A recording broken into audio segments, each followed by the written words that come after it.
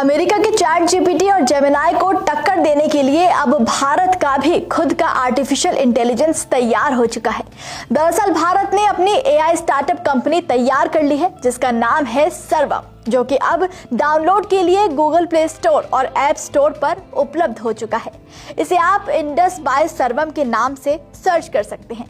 यूँ तो हम भारतवासी अभी तक चैट जीपीटी और जेमिनाई का ही इस्तेमाल कर रहे हैं, लेकिन क्या आप जानते हैं कि भारतीय कंपनी का ये एआई ऐप भारतीय यूजर्स के लिए चैट जीपीटी और जेमिनाई से भी बेहतर साबित हो सकता है। दरअसल जैसे चैट जीपीटी और जेमिनाई मुख्य रूप से अंग्रेजी डेटा पर ट्रेंड है, उनकी हिंदी भाषा कई बार किताबी ज्यादा महसूस होती है, तो वहीं सर्वम एआई ने अपने टूल को भारतीय भाषाओं की बारीकियों, मुहावरों और स्थानीय बोलियों के हिसाब से तैयार किया है।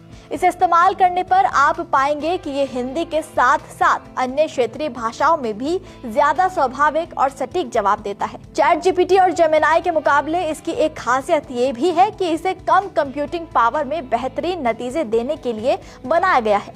ऐसे में ये स्लो इंटरनेट पर भी बेहतर तरीके से काम कर सकता है।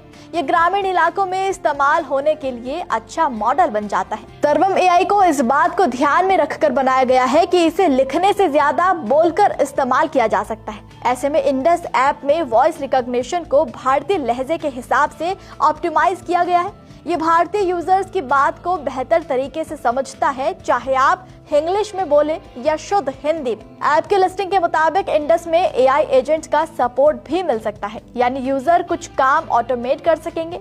इसके अलावा ऐप के अंदर ही डॉक्यूमेंट लिखने और एडिट करने की सुविधा भी दी जा सकती है। यूजर इमेज, पीडीएफ और अन्य फाइलें अपलोड कर सकते हैं। एआई उन फाइलों का विश्लेषण करके संबंधित सवालों के जवाब दे सकेगा। ये फीचर खास तौर पर छात्रों, रिसर्चर्स और ऑफिस यूजर के लिए काफी फायदेमंद हो सकता है। गौर करने वाली बात है कि फिलहाल इस ऐप को डाउनलोड तो किया जा सकता है, लेकिन इसके एक्सेस को अभी सीमित रखा गया है। ऐप पर अकाउंट बनाने के बाद लोगों से इनवाइट कोड शेयर करने के लिए कहा जा रहा है। इनवाइट कोड न होने पर उन्हें बताया जा रहा है कि वो कतार में है और कतार में उनकी जगह बताने के लिए एक नंबर भी उनसे शेयर किया गया है। कहने का मतलब है कि ऐप पर तुरंत अकाउंट बनाते ही एक्सेस कर पाना अभी संभव नहीं है। कंपनी धीरे धीरे अपने एआई ऐप का एक्सेस लोगों तक पहुंचा रही है। एआई को लेकर लोगों में बढ़ता दीवानापन तो हम इंस्टाग्राम पर बहुत ज्यादा देख ही रहे हैं। अब देखना होगा कि भारत का ये एआई लोगों के लिए कितना कारगर साबित होता है।